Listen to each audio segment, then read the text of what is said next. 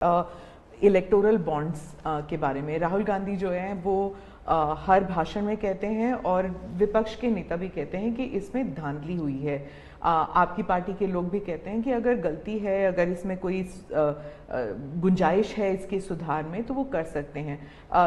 क्या ये गलत फैसला था इलेक्टोरल बॉन्ड्स का? पहली बात है कि हमारे देश में लंबे अरसे से चर्चा चली है कि चुनावों में काला धन एक बहुत बड़ा खतरनाक खेल हो रहा है। देश के चुनावों को काले धन से मुक्ति मिले, इसके लिए कुछ करना चाहिए। चर्चा लंबे समय से चल रही है।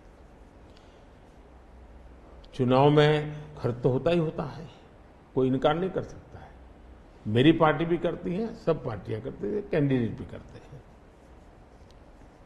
और पैसे लोगों से लेने पड़ते हैं, सब पार्टियां लेती हैं। मैं चाहता था कि हम कुछ कोशिश करें कि इस काले धन से हमारे चुनाव को कैसे मुक्ति मिले, ट्रांसपेरेंसी कैसे आए। एक प्रामाणिक पवित्र विचार मेरे मन में था। रास्ते खोज रहे थे, एक छोटा सा रास्ता मिला, वही पूर्ण है वैसा हमने उस समय भी क्लेम नहीं किया था। पार्लियामेंट में डिबेट में सबने उसको सराहा भी था। आज जो लोग उलट पुलट बोल रहे हैं उन्होंने सराहा था। पार्लियामेंट डिबेट देख लीजिए। हमने कैसे कैसे काम किया, जैसे 1000 और 2000 के नोट खत्म कर दिए। चुनाव में वही बड़े बड़ी मात्रा में ट्रैवलिंग करते हैं, क्यों कि ये काला धन खत्म हो। हमने सुप्रीम कोर्ट ने कहा था कि 20,000 रुपये तक पॉलिटिकल पार्टियां कैश ले सकती हैं। मैंने कानून बनाकर, नियम बना करके 20,000 को 2,500 कर दिया। क्यों? क्योंकि मैं नहीं चाहता था कि ये कैश वाला कारोबार चले। फिर मैंने कहा है कि इलेक्टोरल बॉन्ड, कि जो पार्टी अपना सीक्रेसी मेंटेन करना चाहती है। होता था क्या, जैसे हम पहले बीजेपी में चेक से पैसा लेंगे तय किया, तो सब व्यापारी लोग हमें आकर के कहें साहब हम चेक से दे ही नहीं सकते। हमने कहा क्यों नहीं दे सकते?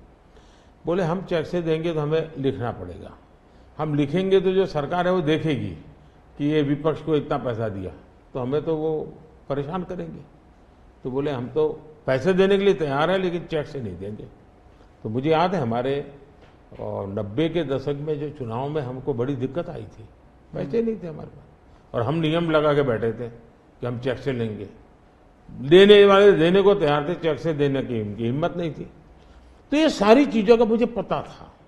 तो मैंने कहा तो हमने कहा भाई ऐसा है, अब देखिए इलेक्टोरल बॉन्ड न होते तो किस व्यवस्था में ताकत है वो ढूंढ के निकालते कि पैसा कहां से आया और कहां गया। ये तो इलेक्टोरल बॉन्ड की सक्सेस स्टोरी है कि इलेक्टोरल बॉन्ड थे तो आपको ट्रेल मिल रहा है मनी का, कि किस कंपनी ने दिया, कैसे दिया, कहां दिया। अब उसमें अच्छा हुआ बुरा हुआ वो विवाद का विषय हो सकता है, इसकी चर्चा हो। मुझे जो चिंता है वो, मैं ये कभी नहीं कहता हूं निर्णय में कोई कमी नहीं होती है। निर्णय तो चर्चा कर सीखते हैं, सुधारते हैं। इसमें भी सुधार के लिए बहुत संभावना है, लेकिन आज हम पूरी तरह काले धन की तरफ देश को धकेल दिया है। और इसलिए मैं कहता हूं सब लोग पछताएंगे, जब बाद में ईमानदारी से सोचेंगे सब लोग पछताएंगे। अब देखिए इलेक्टोरल बॉन्ड का भी विशेषता देखिए कैसा झूठ चल रहा है। कुल देश में 3,000 कंपनियों ने इलेक्टोरल बॉन्ड दिए हैं। उसमें 3,000 में 26 कंपनियां ऐसी हैं जिन पर कार्रवाई हुई है।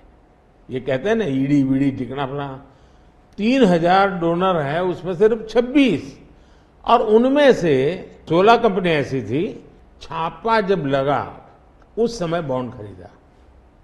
कोई जोड़ सकता है इसको? अगर बॉन्ड खरीदा, लोग ये जोड़ रहे थे, उसकी विशेषता यह है कि ये जो 16 कंपनियों ने बॉन्ड खरीदा उसमें से 37 पैसा अमाउंट बीजेपी को डोनेशन में मिली। 37, 63% बीजेपी के विरोधी पार्टियों को मिली। अगर पूरे जोड़े जाएं तो। हाँ, मैं ये 16 कंपनी जिसका ईडी सीबीआई कोई न कोई उस समय एक्शन भी हुआ और बॉन्ड भी निकला। 37% अमाउंट बीजेपी ने, 63 ऑपोजिशन को। क्या ईडी रेड करे और ऑपोजिशन को डोनेशन देने का कार्यक्रम करे? क्या बीजेपी ऐसा करेगी? इसका मतलब कि 63% पैसा विपक्ष के पास जाए और आप आरोप हम पर लगाए, लेकिन उनको गोलमोल बोलना है और भाग जाना है। हम ट्रांसपेरेंसी की बात करते हैं तो